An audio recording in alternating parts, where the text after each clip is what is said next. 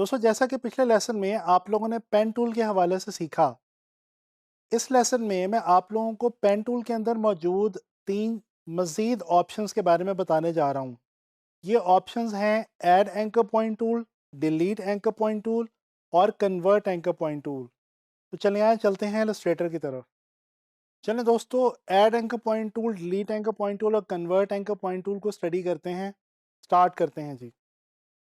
अच्छा दोस्तों, जैसे कि मैंने आप लोगों को पहले भी बताया था कि जब हम टूल बार के अंदर देखते हैं तो हमारे कुछ टूल्स ऐसे हैं जिनके ऊपर हमें एक एरो का साइन नज़र आता है, और इसका मतलब ये है कि इन टूल्स के अंदर मज़ीद कुछ ऑप्शंस भी मौजूद हैं।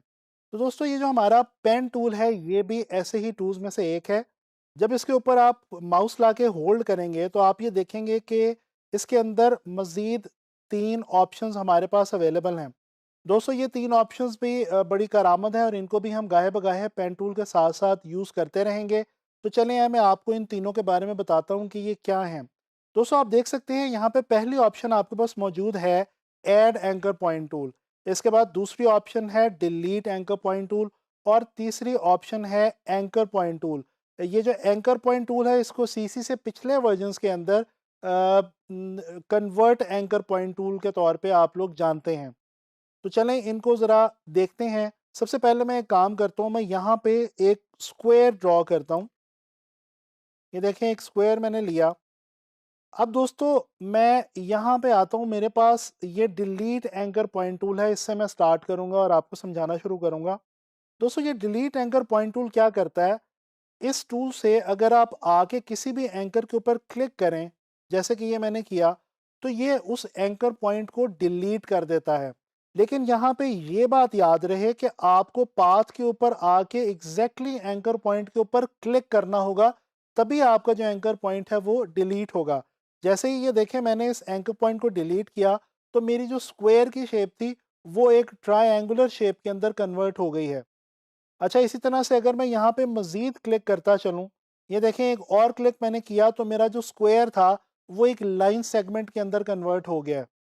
तो दोस्तों इस तरह से अगर मैं इसको डिलीट करता जाऊँ तो ये देखें मेरी जो स्क्वायर की शेप थी वो बिल्कुल जो है वो ख़त्म हो चुकी है और जा चुकी है। उसकी वजह ये है कि मैंने डिलीट एंकर पॉइंट टूल की मदद से उस स्क्वायर के अंदर जितने भी एंकर पॉइंट्स मौजूद थे उनको डिलीट कर दिया है। अच्छा मैं दोबारा एक और स्क्वायर लेता हूँ और अब की बार आपको मैं बताने लगा हूँ जी ऐड एंकर पॉइंट टूल। दोस्तों add anchor point tool delete anchor point tool के बिल्कुल बरक्स काम करता है। ये करता है कि आप अगर किसी भी पाथ के ऊपर जाके ऐड एंकर पॉइंट टूल से क्लिक करेंगे तो ये देखें आपके सामने इस वक्त वाज़े है, मैं आपको जूम करके दिखा देता हूँ कि एक एंकर वहाँ पे ऐड हो जाएगी। दोस्तों आप ये भी देख सकते हैं कि ऐड एंकर पॉइंट टूल का जो शॉर्ट की है वो प्लस साइन है कीबोर्ड पे, और जो डिलीट एंकर पॉइंट टूल की शॉर्ट की है वो कीबोर्ड पे नेगेटिव साइन है।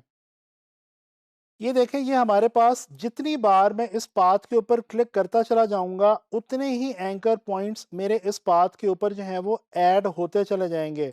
उसके बाद मैं डायरेक्ट सिलेक्शन टूल की मदद से इनमें से किसी भी एंकर पॉइंट को अपनी मर्जी से आके चेंज कर सकता हूं, और ये देखें मेरी जो स्क्वायर की शेप थी ये चेंज होना शुरू हो गई है। अच्छा तो ये तो थे ऐड एंकर पॉइंट टूल और डिलीट एंकर पॉइंट टूल। अब एक तीसरी ऑप्शन हमारे पास यहाँ पे मौजूद है एंकर पॉइंट टूल।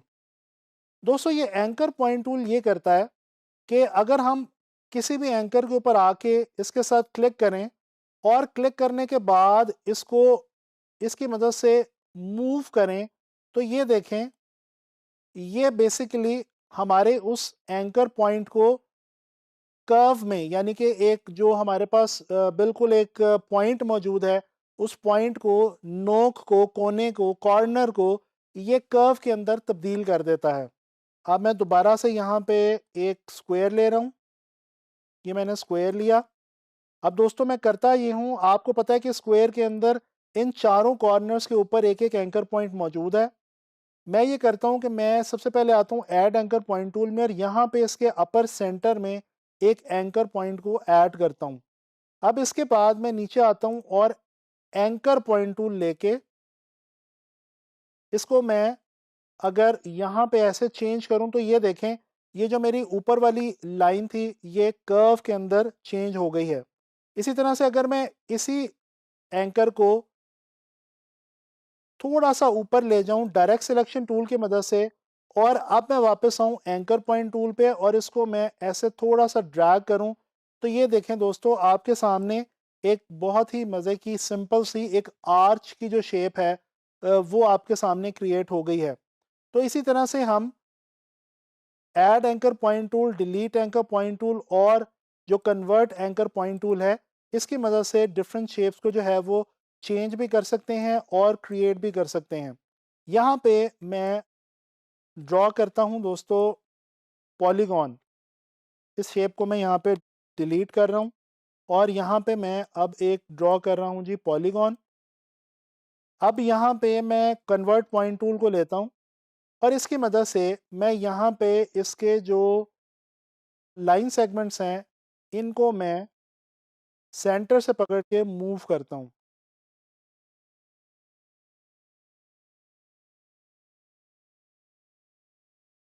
ये आप देख रहे हैं कि जो लाइन सेगमेंट्स हैं वो कर्व्स के अंदर जो है वो कन्वर्ट होना शुरू हो गई हैं और ये अगर इनको हम थोड़ा-सा कर्व्स को मज़ीद अंदर बाहर करें और इनको हम मैनेज करें तो ये आप देख सकते हैं कि ये आपके सामने एक फ्लोरल शेप जो है वो आ गई है। मैं डायरेक्ट सिलेक्शन टूल को लेता हूँ और इसकी मदद से इन कर्व्स को थोड़ा-सा मैं अंदर की तरफ लेके आता हूँ।